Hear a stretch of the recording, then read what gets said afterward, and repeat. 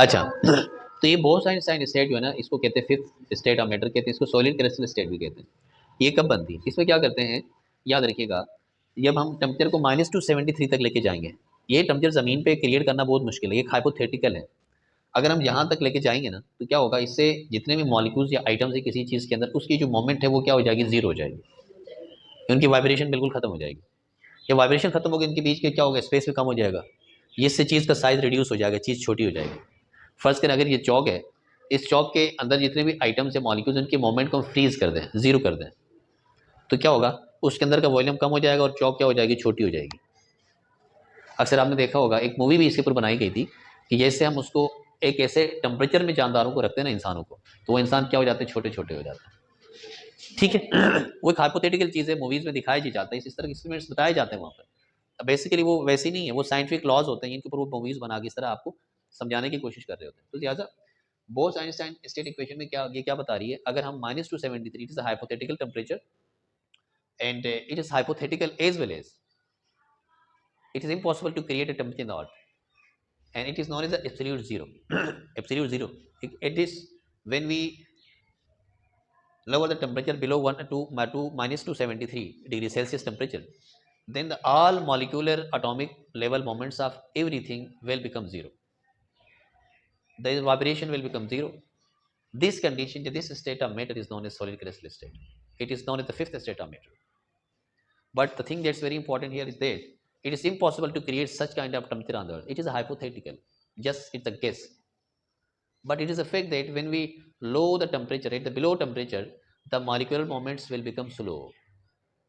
It means that the kinetic energy of every molecule is directly proportional to the temperature. What does it mean? It means that when we decrease the temperature, the vibration of molecule will also decrease. If we increase the temperature, the vibration motion of the all molecule will be increased. The increase and decrease of kinetic energy of the all molecules is directly proportional to their temperature. That's all.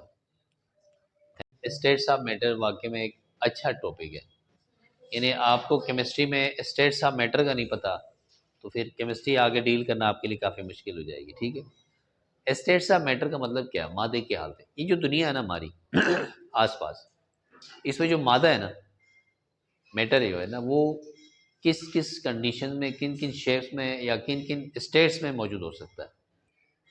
Generally अगर हम देखें ना इस तरफ से, तो आपको matter तीन हालतों में नजर आएगा। कुछ चीज़ें सॉलिड होंगी, कुछ लिक्विड होंगी, कुछ गैस की शक्ल में नजर आएगा। तो बेसिकली तो तीन स्टेट्स ही हैं कौन कौन सी हैं? सॉलिड स्टेट, दूसरा वाला लिक्विड, और तीसरी वाली स्टेट जो है ना वो गैस है। हमें लग रहा है कि ये तीन स्टेट्स मैटर की हैं, लेकिन दरअसल इस वक्त जो मैटर की असल स्टेट्स है ना, जो मैटर की जो स्टेट्स बताई जा रही हैं इस वक्त मॉडर्न साइंस की नज़ीर, वो 22 स्टेट्स है। मैटर 22 तरह की स्टेट्स में मौजूद है, लेकिन हम वो 22 स्टेटें आज डिस्कस करने वाले नहीं। इंशाल्लाह नेक्स्ट वीडियो में आपको पूरे 22 स्टेट्स का मैटर बताऊंगा कि मैटर की 22 स्टेट्स कौन सी हैं, 22 हालतें कौन सी हैं। लेकिन एक फोर्थ हालत है मैटर की, उसको कहते हैं प्लाज्मा। ये फोर्थ स्टेट है। और ये फिफ्थ स्टेट मैटर की, इसको कहते हैं सॉलिड क्रिस्टल स्टेट। कितने स्टेट्स आ गए मैटर की? 5 स्टेट्स आ गई। 3 फिजिकल स्टेट्स आ गई, और ये प्लाज्मा स्टेट आ गई, सॉलिड क्रिस्टल स्टेट आ गई। ये जो सॉलिड क्रिस्टल स्टेट्स, इसका एक और नाम भी है, इसको कहते हैं Bose Einstein Bose Einstein state भी कहते हैं इसे, इसका दूसरा नाम है। अब इन सब के बारे में आपको जनरली व्यू देता हूँ। देखिए सॉलिड स्टेट क्या है, लिक्विड सॉलिड क्या, ये तो जनरल सी बात है, तो 5-6 क्लास के बच्चों को ही पता है। सॉलिड चीज़ है ना, जैसे ये चौक है, इसका वॉल्यूम स्पेसिफिक है, इसकी शेप स्पेसिफिक है, यानी ये इसको जहाँ पर भी रखोगे ना, इसके वॉल्यूम में कमी नहीं आएगी, वॉल्यूम इसका सेम रहेगा। और इसको कहीं पर भी रखो, इसकी शेप में भी चेंज नहीं आएगी। शेप स्पेसिफिक है और इसका वॉल्यूम भी स्पेसिफिक है। लेकिन अगर हम लिक्विड की बात करें ना, लिक्विड का वॉल्यूम तो स्पेसिफिक है, लेकिन शेप स्पेसिफिक नहीं है। पानी को जिस बर्तन में रखोगे उसी तरह की शक्ल इख्तियार करेगा, वॉल्यूम स्पेसिफिक है, उसका जो हुजम होगा ना वो सेम रहेगा, लेकिन शेप स्पेसिफिक नहीं होती। गैस में दोनों मसले हैं। गैस की ना तो शेप स्पेसिफिक होती है ना वॉल्यूम स्पेसिफिक होता है। इसको अगर आप 5 लीटर वाले सिलेंडर में रखोगे ना तो वो 5 लीटर की इतना वॉल्यूम घेरेगा, और शेप भी क्या कि जिस तरह का सिलेंडर होगा उसी तरह की शेप इख्तियार करेगा। इसमें शेप और वॉल्यूम दोनों स्पेसिफिक है, इसमें वॉल्यूम स्पेसिफिक है लेकिन शेप स्पेसिफिक नहीं होता। इसमें ना तो शेप स्पेसिफिक है ना वॉल्यूम स्पेसिफिक है इसमें कुछ भी स्पेसिफिक नहीं होता। ये जो प्लाज्मा स्टेट है ना, ये थोड़ा सा डिफरेंट है। ये असल में होता ही क्या है, इसके लिए मैं आपको छोटी सी एग्जांपल देता हूँ। देखिए जी क्या है, फर्स्ट करें आपके पास आइस है, बर्फ। बर्फ हमारे पास क्या सॉलिड है। बर्फ जब मेल्ट होगी ना तो क्या बनेगा, इससे वाटर बनेगा। क्या बनेगा, वाटर कौन सी स्टेट है, लिक्विड स्टेट है। पानी बना।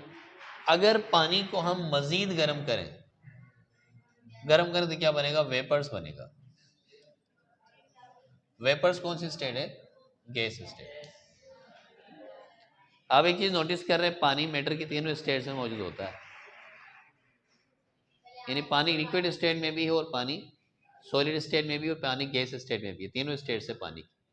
तो वीडियो पे ध्यान दो बेटा। अगर हम पानी को मजीद गर्म करें ना, मजीद गर्म करें तो पानी का जो मॉलिक्यूल है ना वो खुलना शुरू हो जाएगा।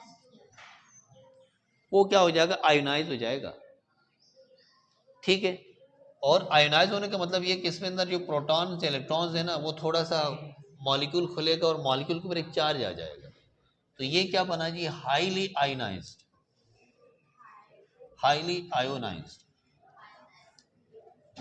हाईली आयोनाइज्ड मॉलिक्यूल बनेगा ये। तो लिहाजा इस हाईली आयोनाइज्ड मॉलिक्यूल को हम क्या कहेंगे, इस हाईली आयोनाइज्ड मॉलिक्यूल को हम कहेंगे प्लाज्मा स्टेट। ये क्या बना, प्लाज्मा। हाईली आयोनाइज्ड तो मतलब ये आ गया।